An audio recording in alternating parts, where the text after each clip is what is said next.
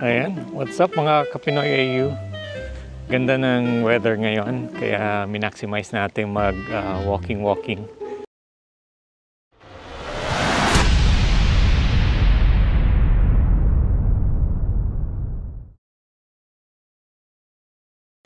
So, it's 7 p.m. pero 18 degrees kahit summer.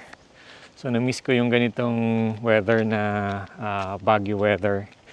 For the past few weeks kasi, especially nung January, super init, no? Grabe yung temperature, 40, 45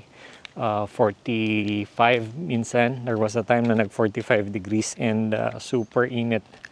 But luckily for this week, ganda ng weather. So nag-max lang ng around 26 degrees.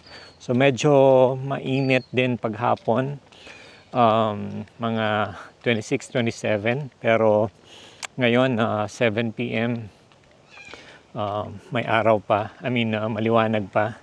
Pero 18 degrees. Sarap mag-walking. Kaya lang solo flight tayo ngayon kasi si My Loves medyo napagod sa kusina. Kaya solo flight lang tayo ngayon. Kung makikita nyo dito sa daan. So ganito sa Australia. Ganito sa neighborhood namin. And in almost any, in other suburbs, relatively wala ka talagang makikita rin sa daan. Tahimik. So, very iba siya sa Pinas. Normally, in almost any corner, meron kang makikitang tao sa kalsada, either nakatambay, naglalakad. So, dito tahimik. Minsan nga, yung mga neighbors ko hindi natin makita. So bihirang makita. It's either kung papasok lang sila sa work or darating, tsambahan pang makita mo. So dun mo rin makikita na kasi yung Australia malaki yung land area pero very minimal yung population when compared to a small country like Philippines na merong 110 million population ba. So compared sa Australia, napakalaking country but it's only 25 million I think. So laki ng discrepancy. Previously na kwento ko sa ibang vlog ko na ma-attend kami ng The Feast Perth dito. So yung mga familiar sa Pinas, yung kay Bo Sanchez, yung The Feast. So mayroong The Feast Perth din dito. And actually sa this month, so magiging from The Feast Perth, magiging na siyang mas malawak na ngayon. It will be called now The Feast WA. So yung buong Western Australia na. So kaya yung may mga interested, find nyo sa Facebook page yung The Feast WA. Everyone is welcome, very accommodating, very welcoming yung The Feast community dito sa Western Australia. So try to check the Facebook page or comment kayo sa comment section below so we can guide you sa mga next activities ng The Feast WA dito. And in relation doon, so si Bella and si My Loves, since talagang kumakanta sila, so they've planned na mag-join nung choir. So one time, which was last week, so sinamahan ko sila na mag-practice dun sa choir. And ang plan lang is ako yung wingman na aka driver lang nila. But yun, ang nangyari is kasama na rin kami ni Tam sa choir.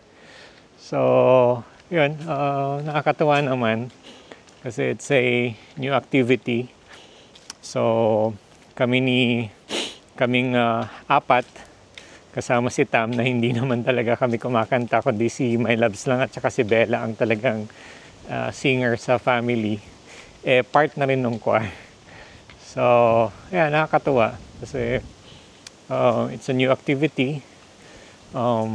It's good for this mga community service and nakamit din ng friends and yun, it's a good experience. So, yung choir, if I'm not mistaken, has a once a month practice, and then my choir service kami twice a month, which is St. Vincent Catholic Church and dito sa St.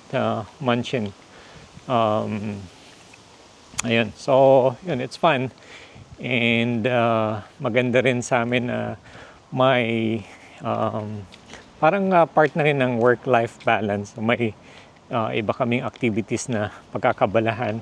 And at the same time, it's a good opportunity for us to meet a very accommodating community. It's almost 7:30 p.m. pero medyo may araw pa. Pero in the next few minutes, didilim na yan. So normally ang sunset kasi dito is around 7:40 p.m. So perfect weather, mag-walking, konting exercise man lang compared to just sitting in the couch sa bahay. So yan, gandang banat-banat muna ng buto. Very near kami sa Gosnells Primary School. So, yun ang kagandahan dito sa area namin. Malapit sa lahat. Train station, supermarket. I can't complain dito sa area namin. Of course, there are nicer suburbs. Pero, ano naman, I couldn't complain more. Kasi, maganda naman yung pagkakakuha namin sa area namin.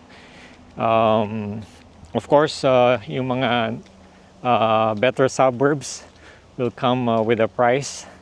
So at least dito, nakakuha kami ng better value nung house namin dito. Yan.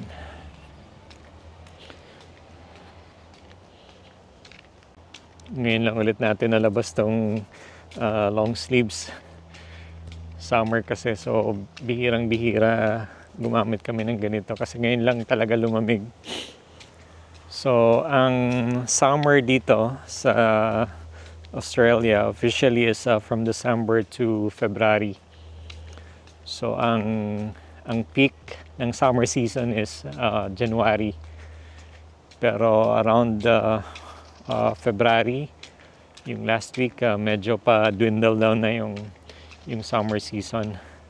Although pansin ko pag March, relatively ano pa rin, medyo mainit-init pa rin.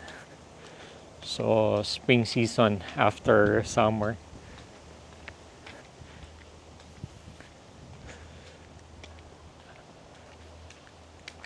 Nung lumipat ako dito, wala pa tong house na to. So, ayun. Ngayon halos tapos na siya. Siguro mga 90-95% na to na tapos.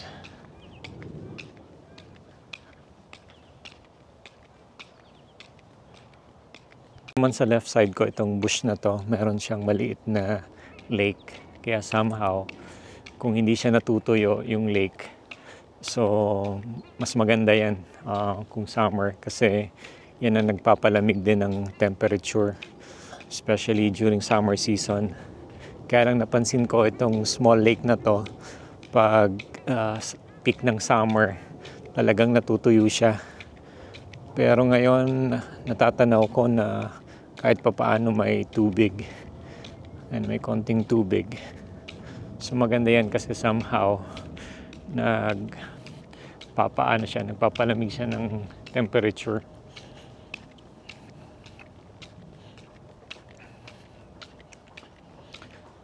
Ayan, so I guess yun muna yung random kwentuhan natin. So, yan, as much as possible, pag may time, nag-vlog tayo para, parang libangan ko na rin kasi ito. Kaya, yun guys, kung hindi pa kayo naka-subscribe sa channel ko, so please subscribe naman. So, random kwentuhan lang naman yung lagi kong ginagawa dito. Puro impromptu. Anything under the sun. Puro impromptu vlog. So, yun. See you on my next video.